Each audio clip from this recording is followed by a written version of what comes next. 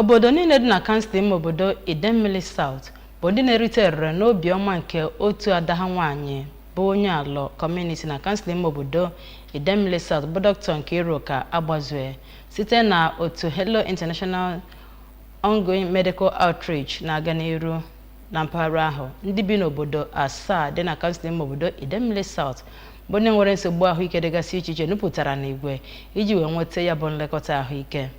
Onye ọla anyị bụ Ifunanya Nwankwọ wetara akụkọ a ka o si gaa.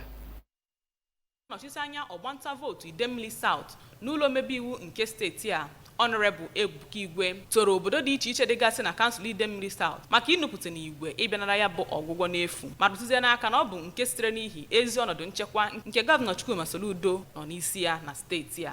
Honorable Igwe kọwaziri ya bụ onyinye afọ ofufe dịka nke dabara adaba n'ihi na ọ bụ nke na-akwalite ndụ ndị mmadụ. Nwanne anyị nwaanyị Dr. Nkiruka Agbazue ọ ya nwa na-emefe a ịbịa na-ege anya nye gị ọgwụ nye gị ugogbe anya iwe na-abanwere aṅụrị nnekwa anyị fụ na ndị mmadụ jupụtara wee na-enwe aṅụrị dị ụdịrị ife abịara na Anambra andọ maka na onye na-achị obodo anyị bụ Gọvanọ Chukwuma Soludo na-eme ọfụma. Onye isi oche otu kọmitii nchere oge kansụl Idemmili South Oriakụ Amaka Obi toziri na ezigbo nwaada anụnwa maka ịkụnye ezi mkpụrụ a n'ime ndụ ndị mmadụ ma mezienụ ka amata na ọ bụ nke dabara adaba kpọkụzienụ ụmụafọ ndị Anambra ndị aka ji akụ ma ọ nọ n'ụlọ ma ọ nọ n'ụzọ ije ka ha gbasoo ya bụ amụma akụ ruo ụlọ iji wee nweta obodo dị mma obi nakwazi ebe na-aga nke ọma. Medical outreach nke emere n'ụbọchị tata site na nwaada anyị bụ Dr. Nkiru bụ ihe ịṅomi ka ọ bụ n'ebe ndị be anyị nọ na abroad nọ.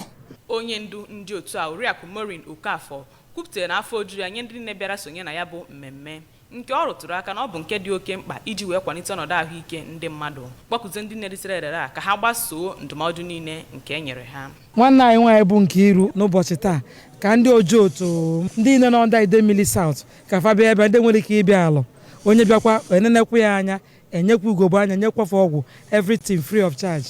Onye ndu ndị ọrụ ahụike a nakwa ọkaibe n'ihe metụtara ịgwọ ọrịa anya bụrụkwa Chief Medical Director Immaculate Heart of Mary Specialist Hospital Mkpọ Reverend Sister Dr. Mary Ubajaka kwupụtara afọ ojuju ya maka ịnụpụta n'igwe nke ndị mmadụ nụpụta na ya bụ mpaghara kwuzie na ọ bụ nke gosiri mmụọ ịnụ ọkụ ha nwere inweta ọnọdụ ahụike bụ ịgba. Dr. Ubajaka kpọkụziri ndị Idemmili South ka ha bụrụ ndị ga na-eje n'ụlọ ahụike na-enyocha anya ha oge niile ka e nwee ike na-enye ha ọgwụgwọ iji wee gbanarị ikpu isi kpamkpam ma rụtụ aka na ha chọpụtara ọnụọgụgụ ndị mmadụ nwegasịrị ọrịa anya dị iche iche ma ọrịa isi anya eke anya ịka ọkọ nakwa ọtụtụ ọrịa ndị ọzọ metụtara anya ma mee ka amata na ha netere ọnụọgụgụ mmadụ karịrị 700 na mpaghara ahụ gwazienu ha ka ha gbasoo ụkpụrụ niile e nyere ha ma na-aṅụ ọgwụ ha ka esi gwa ha. Onye otu kọmitii ndị chịkọbara mmemme a Dr. Chika Ezugo kwupụtara afọ ojuju ya na-enyego ụmụ ogbenye ohere irite elele inwe ọnọdụ ahụike bụ ịgba kpọkụzienu ndị ọzọ ka ha ṅomie Dr. Agbazue.